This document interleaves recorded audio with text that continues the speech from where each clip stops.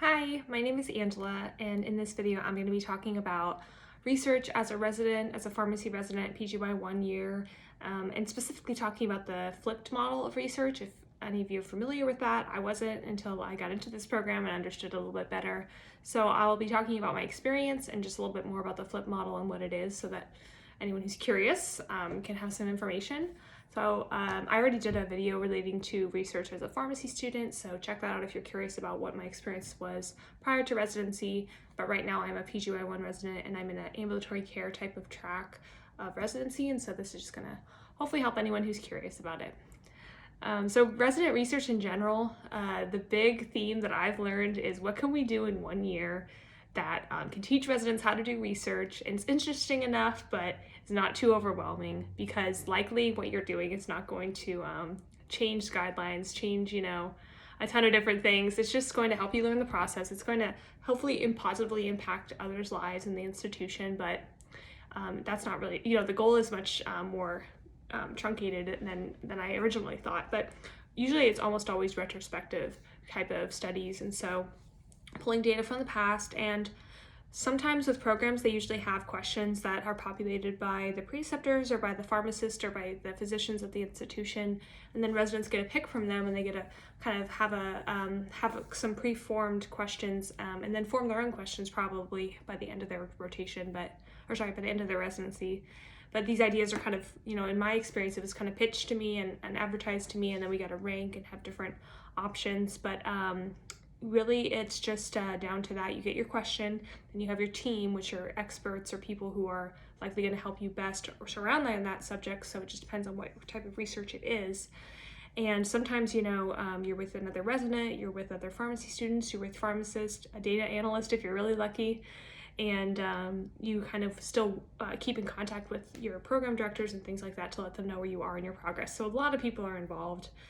So a traditional model would be you come into the residency program, you have your question, you write your IRB or your IRB approval letter and go through the background, go through the methods, what you're going to do, how you're going to pull the data, and then hopefully you get it approved, and then you pull the data, you analyze it, you draw your conclusions, you write your manuscript, and you have your poster, and you have your abstract and all the kind of publication work.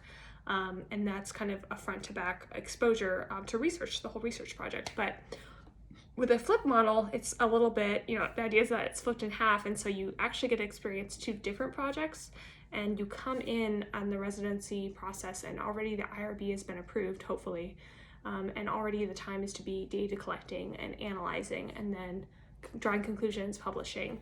And so where I am at this point is that I'm finishing up the manuscript portion and a little bit of the data analytics portion, just because of some things that happened. So, and now it's the other side of it where you start writing a question, start thinking about ideas from the institution or ideas that you've had on rotation, and whatever ideas that are accepted, you'll go through the process of writing an IRB and getting it approved and understanding the methods and drawing all that out. So the cool thing is that coming into a project and being able to publish right away is really beneficial for those of you who want to have a really good resume builder or CV builder for interviews or other things more towards the end of the first half of your year. And then the other side is that you get to potentially be on two different projects, and so I like the variety that it offers. I get to have exposure to two different sides of clinical research, and then I guess if you're counting names, you can count yourself on two projects versus one if you're written as one of the authors. And so that's kind of the approach. So my project, I do have a co-resident that I work with. We were lucky enough to have a data analyst, which is so helpful. We have a lot of mentors. We don't have any pharmacy students to help us, and then we meet probably monthly or bi-monthly. It's really changed depending on what's going on and how frequently we need to meet, but a lot of emails, and we kind of share folders and share data, and that's how we all work together on the research project. So our project is retrospective, and we look at data from the past. And as I mentioned, we're kind of in the manuscript process, and we're looking at publications. And so, it's been different, a very different experience than when I was a student. So just have your mind open if you're a resident. That would be my advice. You never know what can come, and a positive attitude is probably going to help you the most. But your timeline may look different.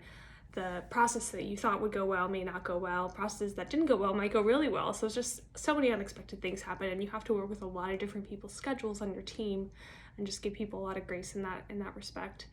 But our institution also gives us guidelines on kind of when we should have deadlines and things done. But the nice part is that if you and your team work together and understand what everyone has going on, you can maybe set your own deadlines and kind of make sure that you're getting your work done. But it might be a little bit different depending on what you have going on.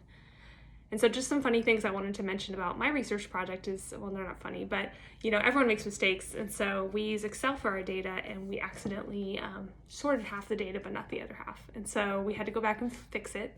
Fortunately, our data analyst caught it. So there's things like that you just kind of didn't expect. We've had a ton of technology issues for some reason meeting as a group, so communication has been tough.